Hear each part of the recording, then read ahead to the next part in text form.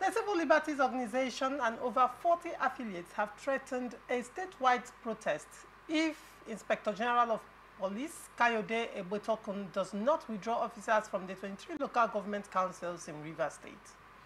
These officers were deployed by the IGP following a crisis due to the expiration of the outgone chairman's tenure, forcing the new caretaker chairman to operate from alternate locations.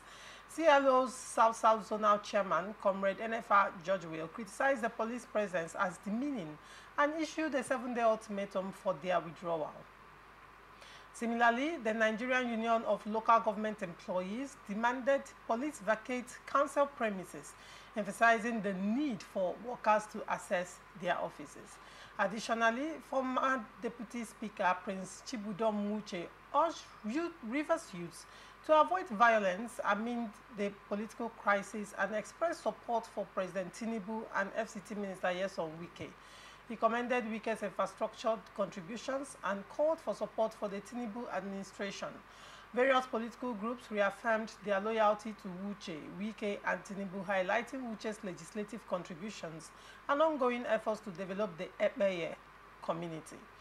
Also joining me on Open Conversation this morning is Honorable Churchill Wale, a politician and political analyst. Good morning, Honorable Churchill. Good morning. Thank you very much. Honorable Churchill, what is your take with respect to this development in Rivers State? The CLOs and 40 CSOs calling on the police, the IGP, to order withdrawal of the policemen stationed at councils.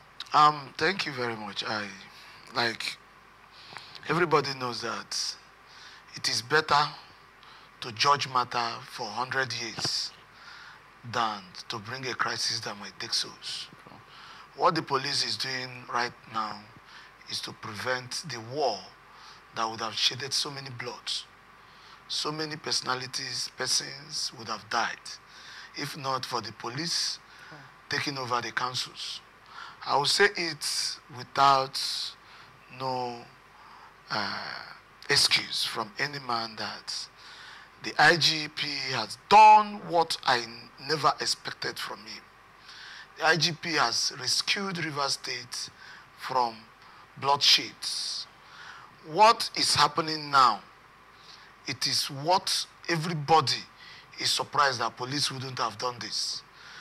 I applaud the IGP, I applaud the entire policemen that has kept themselves sleepless to ensure that what people were expecting in Rivers State has not happened.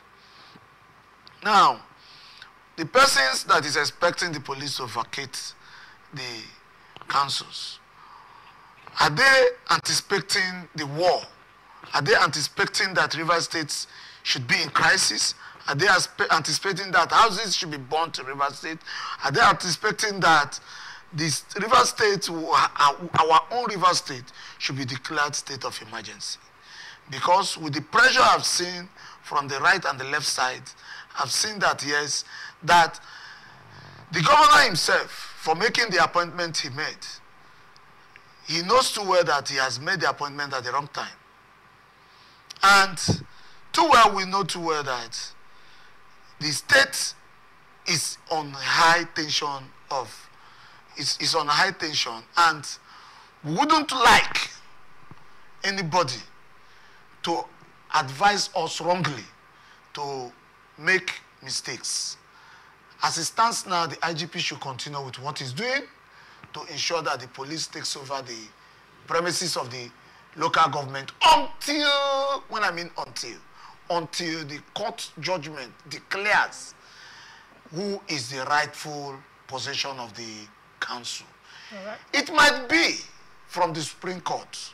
It might be from the appeal court. But whichever court that will declare it and everywhere remains calm, that is the court we're allowing to take over. Right. But as it stands now, I stand to tell everybody that the governor of Rivers State, I've said it before and I'm saying it again, that his advisors are not doing the right thing. The governor is a very gentleman that believes in the peace of the state. His advisors are Orina crisis people that has ever been there looking for what they want. And that is the reason why they pushed all their boys to ensure that they are members of the caretaker, bringing crisis that would take lives to Rivers State. So the CLOs, the 40 CSOs, they should go and rest and allow the IGP to take care and do what he's doing that is right. All right. Now, Victor Nyiche, what is your take on this matter? Also recall that the NLC and the TUC are also part of the people calling for the withdrawal of the police from the council, and they also gave their own ultimatum and say that they will, of course, take action if they do not withdraw. And that ultimatum expired this morning. So it's expected that NLC and TUC might take action, whatever that will mean. What is your take on this?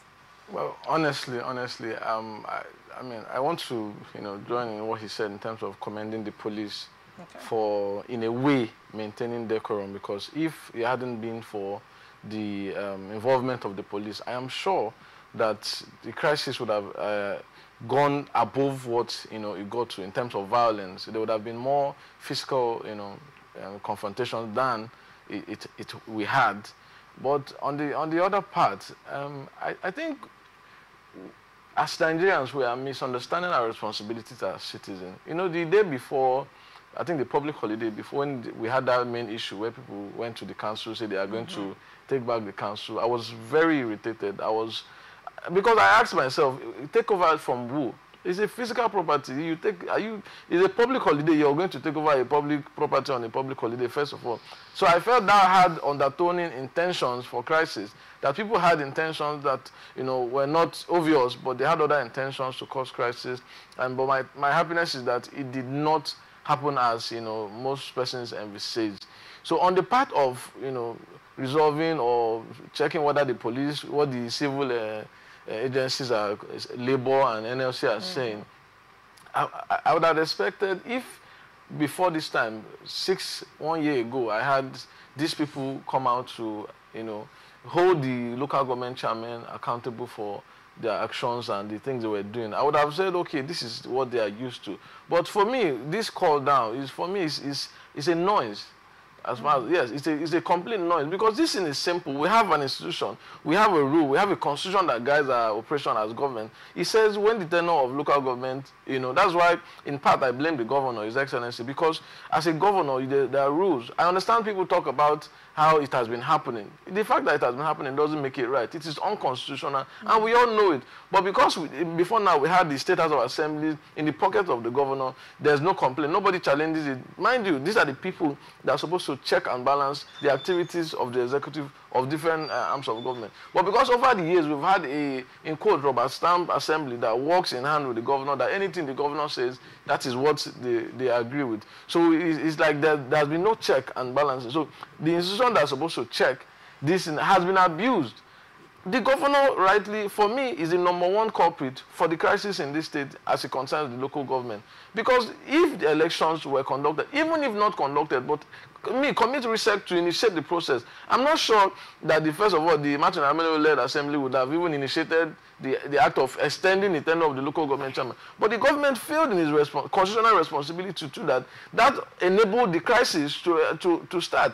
So for now, at this point where we have this, what the police is doing is just, for me, is the best thing for peace to reign in this state. The governor has gone ahead with his actions of, appointing CTC.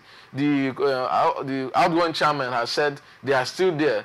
So for me, the bulk of the role now falls in the judiciary to come out straightforward and give a ruling. I mean, coming here, I listened to where people talked about, a judgment, and I seem to get this confusion. We should have clear understanding of what an order and a judgment. From my own experience, I know there's a difference between an order and a judgment. And I know that for that case, a judgment was not given. It was an order that was given. And I understand the application of a ruling, a judgment, and an order. There are different applications. But our judiciary needs to step up their game and understand that at this point, our democracy needs the urgency and sincerity of the judiciary to come out and give clear statements so that there will be no ambiguous interpretation. Everybody is interpreting as it favors them. So for me, the CLOs and the 40 CLOs coming, they should just relax.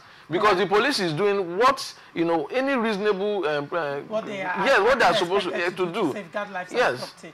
Now, Enche, you have talked on several issues. You know, you talked about the interests or the motive behind these CLOs and CSOs, NLC and TUC, as the case may be, and you also looked at what judiciary has done so far in face of the crisis. But let's talk on NLC. Let's dwell on NLC and TUC a bit before we look at the judiciary.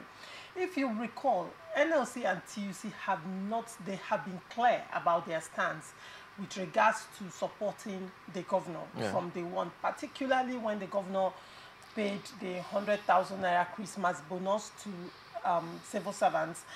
That, you know, it's endeared the governor to the hearts of civil servants in Rivers State, and also endeared him to NLC and TUC.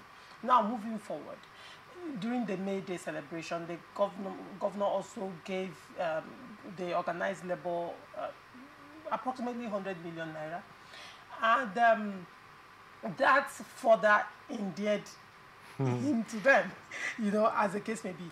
Now, regardless of how the governor has been loving and quite attentive to the plight of civil servants, and by extension, also the NLC and TUC in Rivers State chapter have benefited from their support of the governor. Is it right for NLC to actually be involved in politics? Because whatever is going on is clearly political. You can't take that away.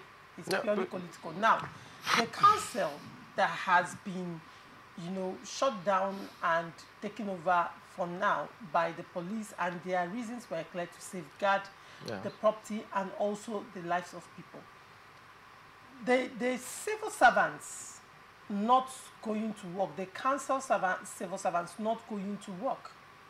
Has the governor at any point in time come out to say, if these people do not go to work, they will not be paid?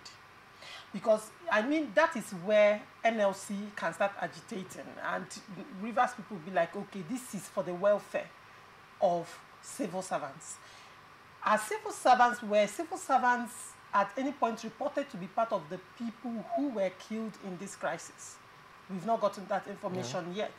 Now, the civil servants not going to work as a result of police barricading the council has not in any way impeded the process, right? And so far, not even going there because police has barricaded, to a large extent, has quelled the crisis, and lives have not been lost.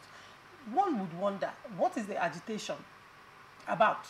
If you recall, prior to this time, the council chairmen across the local government did not implement the wage awards.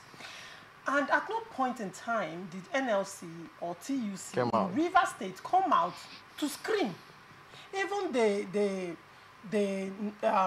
NULG, the union in charge of local government employees, never came out to cry out and call the attention of TUC or NLC.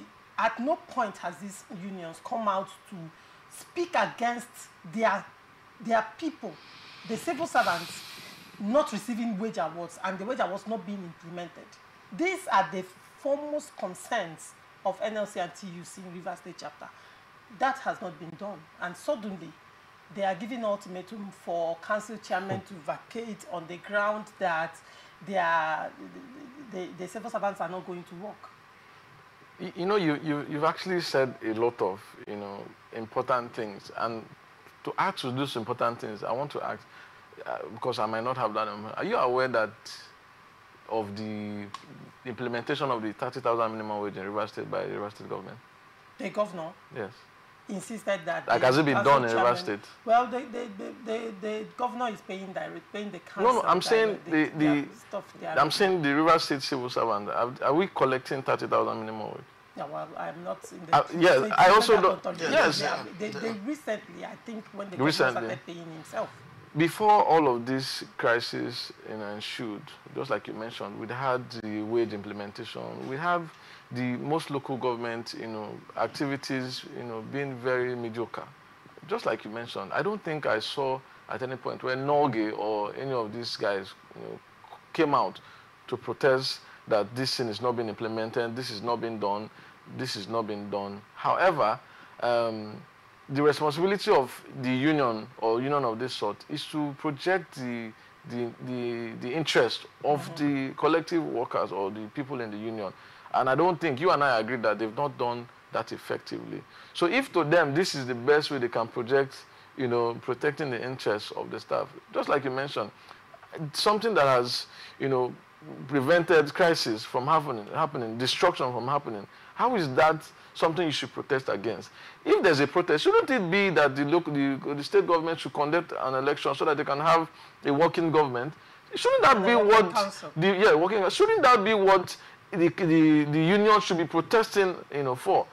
So you see, because of interest, and of course, this is how we operate in our economy, where the people that are supposed to hold the government accountable, when they get something that interests them, it favors them, they go against that. So you're not holding the government accountable as you should.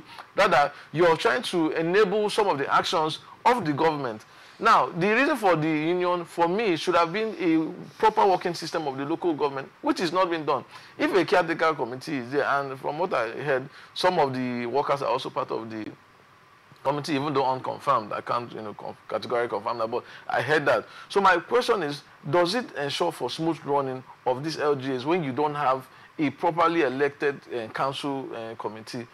I don't think that is the case. So for me, I think there's a misplaced priority of what should be and what the people fighting, in quote, for the people, should do.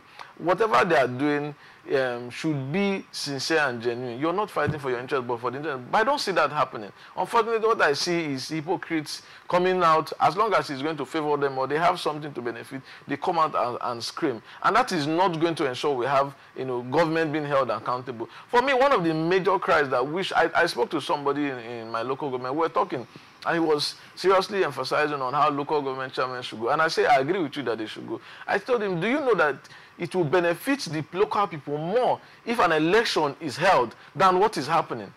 He kept quiet. I said, no, but look at it. How does this benefit we as a people? This is one man's decision. This is the governor's decision. But if an election is held, no matter how influential it's going to be, it's going to enable the people select and project people from the local communities, from the general interest of the people. So whatever the governor is doing, with all due respect to him, is not what will interest the people most. Yes, it's going to favor his government in trying to regulate and control local government agency, but to the people, it is not the maximum benefit. They're not going to get maximum benefit from some of the actions that is being taken place. So be it Norgay or whoever is coming out to protest, I think people should be sincere in doing all of this. While I mean they have the right to protest, whatever they want to protest, they should also ensure that they endeavor to do other aspects of their activities that would favor the people in general terms, not just few individuals because of whatever thing you think you are going to get.